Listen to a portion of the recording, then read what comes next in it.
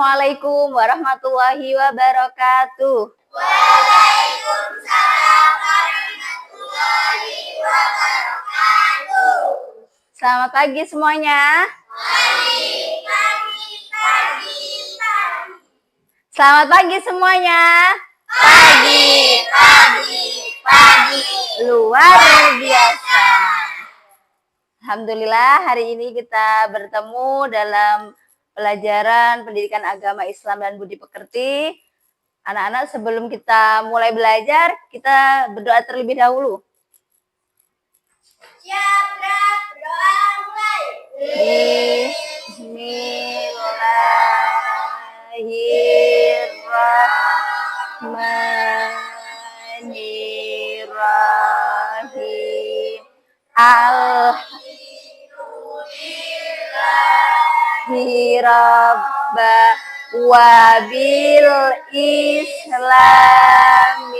dina wabi Muhammadin nabiyya wa rasulah Rabbi zidni ilma warzuqni fahma amin ya rabbal alamin.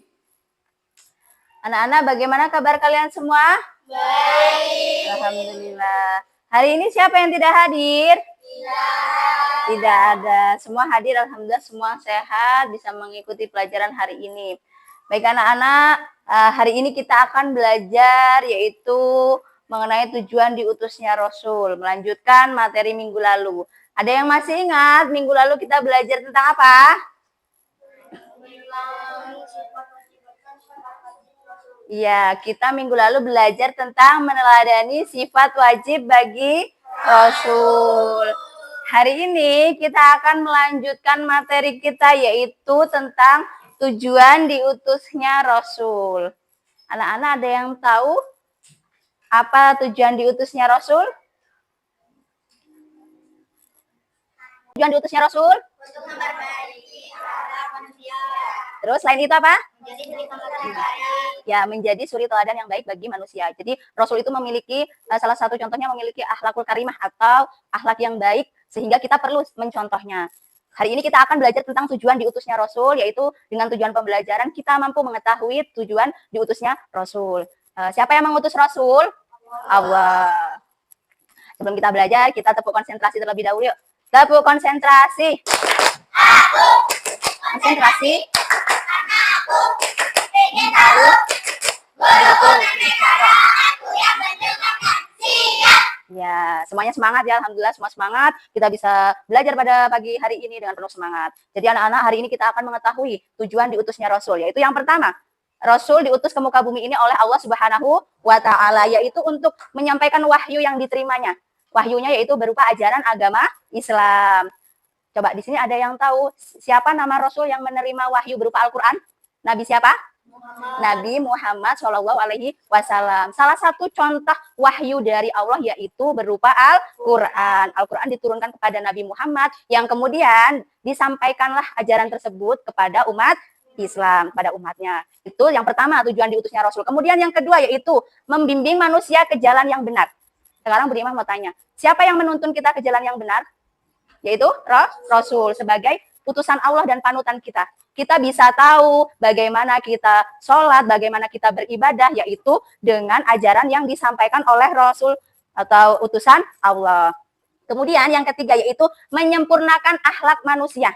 Jadi Rasul itu diutus ke muka bumi ini tidak hanya menyampaikan wahyu atau ajaran, tetapi juga menyampaikan yaitu berupa penyempurnaan akhlak bagi manusia. Ada yang pernah dengar bahwa Rasul itu mencontohkan akhlakul karimah? Dengar? Pernah dengar? Jadi Rasul itu adalah contoh ya nak. Kemarin minggu lalu kita sudah belajar tentang sifat wajib Rasul, sudah meneladani sifat wajib Rasul, yang kemudian sekarang kita tahu bahwa tujuan diutusnya Rasul yaitu salah satunya menyempurnakan akhlak manusia. Kemudian yang keempat yaitu sebagai suri teladan yang baik ya, atau contoh yang baik bagi manusia. Kita berbuat, berperilaku hendaknya seperti apa yang dilakukan oleh Rasul. Kalau kita contoh, minum dengan tangan kanan, makan dengan tangan kanan. Itu salah satu contoh meniru perilaku sunnahnya Rasul. Rasul mencontohkan bahwasanya kalau makan itu menggunakan tangan kanan. Makan, minum tidak boleh berdiri.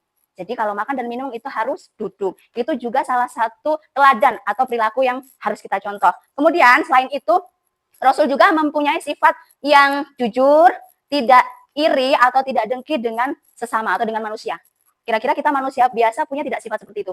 Punya sifat iri tidak? Punya. Punya sifat dengki tidak? Jadi kalau kita mencontoh Rasul, Rasul itu tidak punya yang namanya sifat iri dan dengki ataupun berbohong, itu tidak ada. Jadi kenapa beliau menjadi suri teladan atau contoh? Karena perlu kita contoh dalam kehidupan sehari-hari. Baik anak-anak, tadi penjelasan materi dari Ibu. Kemudian anak-anak silahkan menonton atau melihat tayangan video pembelajaran, disimak videonya.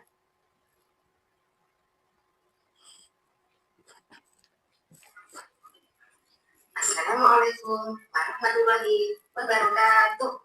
Halo anak soni-soneha, apa kabar semua? Alhamdulillah, kita bertemu lagi dengan Ibu pada pelajaran PAI dalam materi beriman kepada Rasul-Rasul. Pada pembelajaran kali ini, kita akan membahas submateri yaitu tujuan diutusnya Rasul. Jadi, sebelum itu, tahukah kalian apakah makna beriman kepada Rasul-Rasul Allah? Beriman kepada Rasul-Rasul Allah adalah meyakini bahwa Rasul merupakan utusan Allah Subhanahu wa Ta'ala yang diutuskan membimbing umatnya ke jalan kebenaran agar selamat di dunia dan akhirat. Diperhatikan ya. Tujuan diutusnya Rasul. Materi yang disampaikan, kalau perlu kalian catat, kalian perhatikan. Tujuan diutusnya Rasul antara lain yaitu tujuan diutusnya Rasul adalah menyampaikan salam Allah Subhanahu wa Ta'ala. Rasul diutus untuk menyampaikan wahyu atau ajaran Allah kepada umat manusia. Risalah ini mencakup petunjuk tentang tauhid atau keesaan Allah, tata cara ibadah, serta aturan hidup untuk mencapai kebahagiaan di dunia dan akhirat. Contohnya, Nabi Muhammad SAW menerima Al-Quran sebagai pedoman hidup. Yang kedua, mengajarkan tauhid atau keesaan Allah. Rasul bertugas untuk mengingatkan umat manusia tentang pentingnya menyembah Allah saja, tanpa menyebutkannya dengan apapun. Hal ini bertujuan agar manusia kembali kepada fitrah mereka sebagai makhluk yang bertauhid. Yang ketiga, menunjukkan akhlak mulia.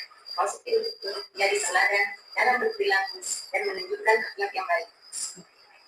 Dengan memberikan contoh langsung, manusia diajak menjalani hidup sesuai dengan nilai-nilai moral dan etika yang tinggi. Yang ketiga, menunjukkan akhlak mulia. Yang keempat, membimbing umat ke jalan yang benar. Rasul diutus untuk membimbing umat yang tersesat atau terjerumus dalam kesesatan, baik berupa penyembahan berhala, kezaliman, maupun kebodohan. Mereka memberikan arahan agar manusia dapat kembali ke jalan yang lurus sesuai kehendak Allah. Yang kelima, memberikan kabar gembira dan peringatan. Rasul bertugas memberikan kabar gembira kepada orang-orang yang beriman dan beramal saleh berupa di surga. Di sisi lain, mereka juga memberikan peringatan kepada orang-orang yang ingkar dan bermaksiat tentang ancam neraka. Yang keenam, menyucikan jiwa manusia. Melalui ajaran dan bimbingannya, Rasul berperan untuk menyucikan hati manusia dari sifat-sifat buruk seperti syirik, kemunafikan, kedengkian, dan kesombongan, serta menggantikannya dengan keimanan, ketakwaan, dan amal kebaikan. Yang ketujuh, menegakkan keadilan. Rasul diutus untuk mengajarkan nilai-nilai keadilan, baik dalam hubungan manusia dengan Allah maupun dengan sesama makhluk. Mereka mengajarkan agar kezaliman dijauhi, hak-hak dipenuhi, dan hubungan sosial yang harmonis tercipta.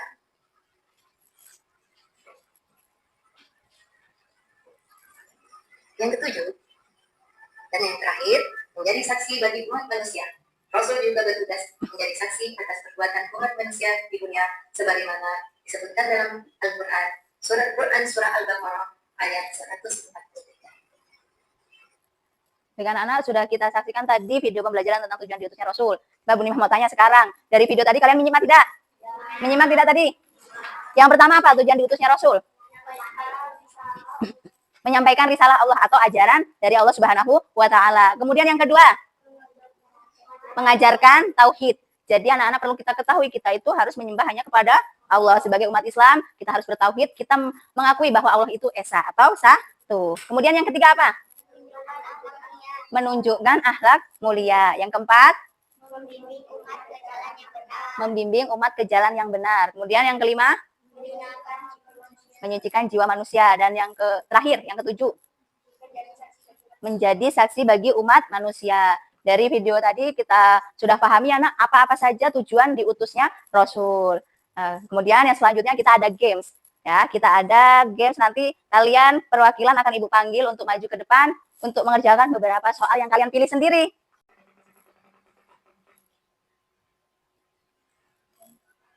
Tulislah contoh menghindari sifat mustahil Rasul. contoh menghindari sifat mustahil Rasul adalah tidak berbohong dan mencuri. Ya, cukup. Beri tepuk tangan untuk Jaka. Kira-kira tadi jawabannya betul tidak? Betul. Jadi, cara menghindari sifat mustahil bagi Rasul atau kebalikannya sifat wajib itu kita tidak berbohong, tidak mencuri, tidak mengingkari janji, gitu ya, Nak. Selanjutnya silahkan maju Isna.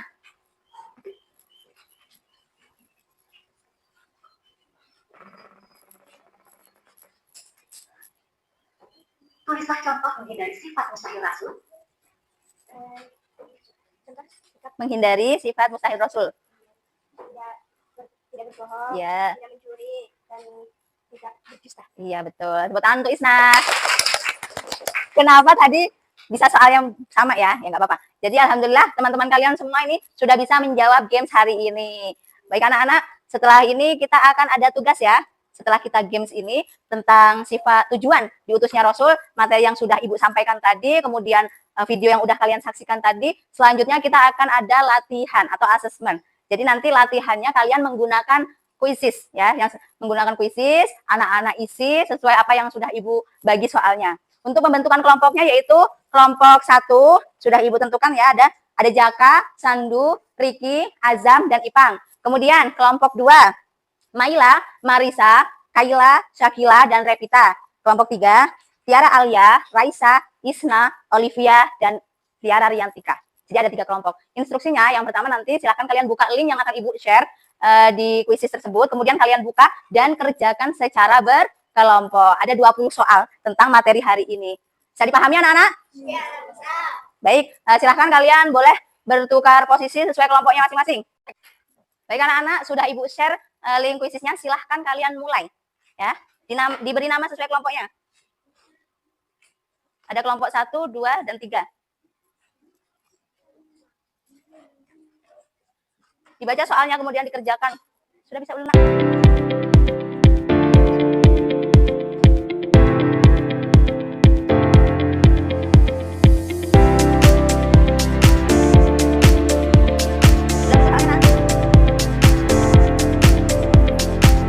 Nanti kalau sudah selesai skor kalian harus masing-masing ya. Kelompok 1 sudah 4 soal, kelompok 2 dan 3 masih 2 soal.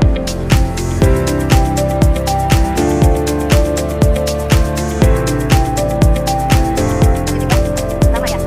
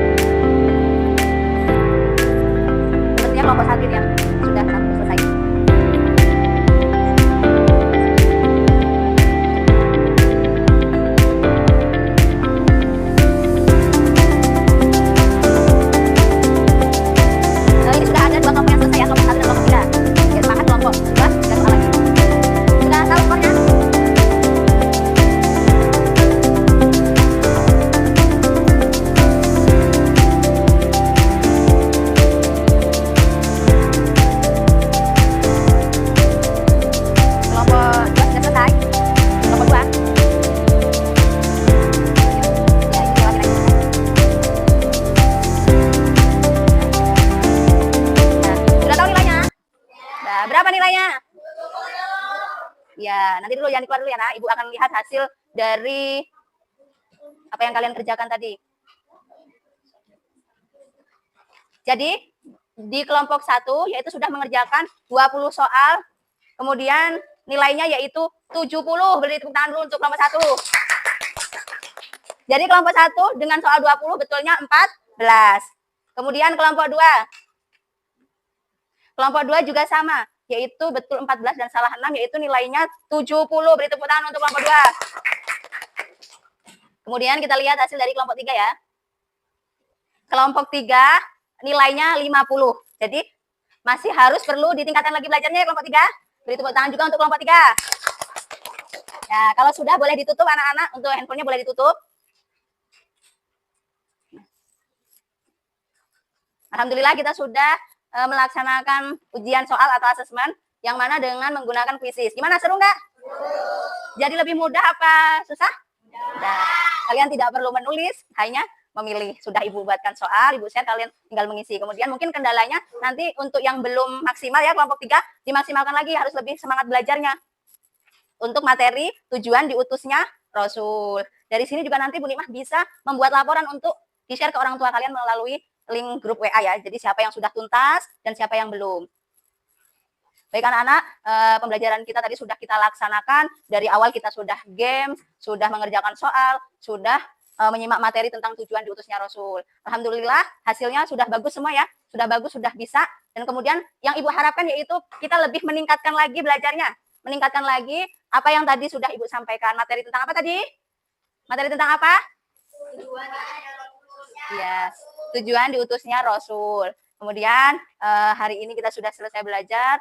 Bu Nikmah sudah evaluasi, kalian semua nilainya sudah bagus, sudah mencapai target maksimal nilai kalian. Kemudian untuk selanjutnya kita harus lebih belajar lagi ya, untuk belajar lagi.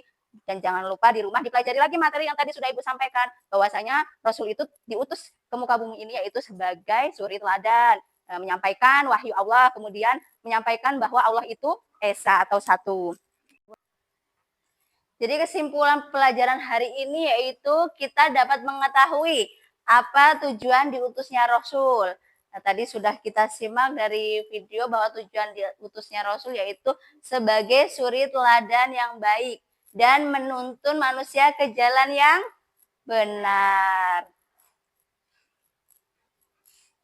Baik anak-anak, silahkan Isna dipimpin doa setelah belajar.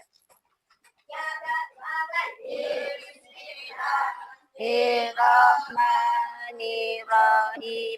Wal asri innal insana lafi khusrin illal ladzina amanu wa amilus solihati wa tawasau bil haqqi wa tawasau bis sabri. Sadaqallahul azim.